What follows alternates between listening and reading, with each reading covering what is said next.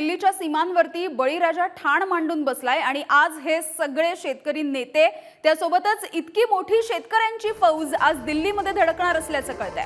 आज दिल्लीमध्ये शेतकरी आणि पोलीस यांच्यामध्ये पुन्हा एकदा संघर्षाची परिस्थिती निर्माण होऊ शकते। केंद्राने एमएसपीचा प्रस्ताव दिलेला आहे। आतापर्यंत 3 ते 4 वेळा चर्चा झाली आहे, मात्र हा सगळा प्रस्ताव शेतकरी संघटनांनी नाकारलेला आहे।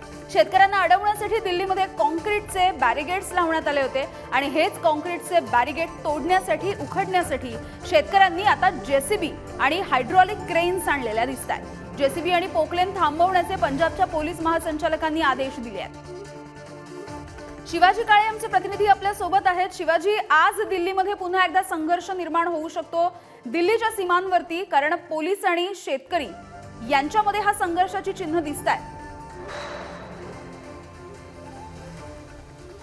पंजाब आणि हरियाणाच्या बॉर्डरवरती सध्या शेतकरी बसलेले, त्या बॉर्डरचं नाव आहे शंभू बॉर्डर। आतापर्यंत शेतकऱ्यांच्या सरकारसोबत 4 बैठका झाल्या आहेत, मात्र ज्या पद्धतीने सरकारने शेतकऱ्यांसमोर जो प्रस्ताव ठेवलेला आहे तो अवघ्या 5 पिकांचा आहे आणि शेतकऱ्यांनी 23 पिकांना एमएसपीचा कायदा तयार करावा यासाठी आंदोलन सुरू केलेलं आहे। सातत्याने या बैठकांमध्ये एमएसपीचा कायदा करण्याबाबत सरकार अद्यापपर्यंत तयार व्हायला तयार नाहीये। 5 वर्षाचा एक कॉन्ट्रॅक्ट कंपन्यांशी करून आम्ही तुमचा माल खरेदी करतो, त्यामध्ये 5 पिकांचा फक्त समावेश आहे। त्यामुळे आता शेतकरी आक्रमक झालेले आहेत आणि आज ते दिल्लीकडे कूच करणार आहे। शंभू बॉर्डर ही राजधानी दिल्लीपासून साधारण 240 किलोमीटर अंतरावरती आहे।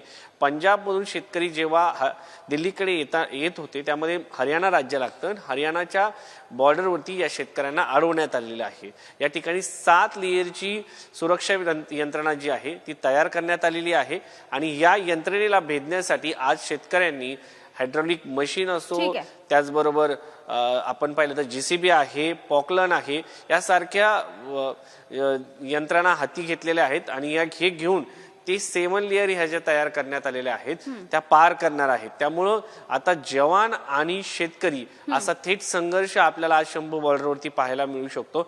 या जेसीबीला अडवण्याचा प्रयत्न स्थानिक यंत्रणांकडून, पोलीस प्रशासनाकडून करण्यात येत आहे, मात्र आज 11 वाजता शंभू बॉर्डरवरती काय नक्की घडतंय हे पाहणं महत्त्वाचं आहे। अगदी शिवाजी, धन्यवाद या सगळ्या अपडेटसाठी।